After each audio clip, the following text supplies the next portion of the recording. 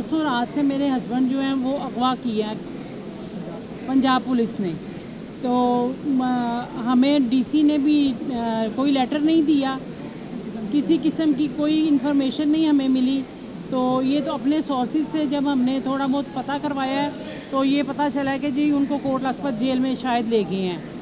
तो आज हम आए हैं अपनी दरख्वास्त जमा करवाने मजिस्ट्रेट जज साहब के सामने। और अल्लाह के बाद इमरान ख़ान का और मैं दीवान साहब से एक ही बात, हमारा ड्राइवर भी साथ था, उनके ड्राइवर को उन्होंने रोका है और फिर उसके बाद ड्राइवर को रिलीज़ कर दिया है। ड्राइवर ने हमें बाहर आके बताया कि दीवान साहब से किसी कागज़ के ऊपर साइन करने का कह रहे थे, तो दीवान साहब ने कहा कि ये मैं साइन नहीं करूँगा और मैं जलसे पे भी जाऊँगा। बेसिक दीवान साहब को कह रहे थे कि जलसे पे ना जाएं और आप लोगों को इकट्ठा ना करें। दीवान साहब ने कहा मैं जलसे पे भी जाऊंगा और हमारी आवाम भी जाएगी, तो जलसा तो होकर रहेगा। तो इसी वजह से दीवान साहब अगर नहीं होंगे तो PP 148 को मैं फॉलो करूंगी और मैं अपनी आवाम को निकालूंगी और जलसे पे लेके जाऊंगी। इमरान खान के हुक्म पे हम पूरा लब्बैक कहेंगे। परसों रात से मेरे हस्बैंड जो हैं वो अगवा किया है पंजाब पुलिस ने।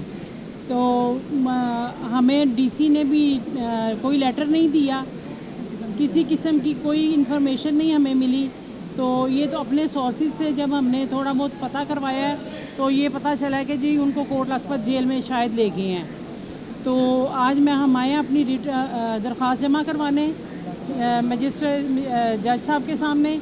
और अल्लाह के बाद इमरान ख़ान का और मैं दीवान साहब से एक ही बात, हमारा ड्राइवर भी साथ था, उनके ड्राइवर को उन्होंने रोका है और फिर उसके बाद ड्राइवर को रिलीज़ कर दिया है। ड्राइवर ने हमें बाहर आके बताया कि दीवान साहब से किसी कागज़ के ऊपर साइन करने का कह रहे थे, तो दीवान साहब ने कहा कि ये मैं साइन नहीं करूँगा और मैं जलसे पे भी जाऊँगा।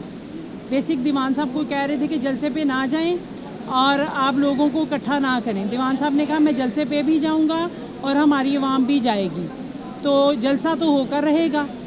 तो इसी वजह से दीवान साहब अगर नहीं होंगे तो PP 148 को मैं फॉलो करूंगी और मैं अपनी आवाम को निकालूंगी और जलसे पे लेके जाऊंगी।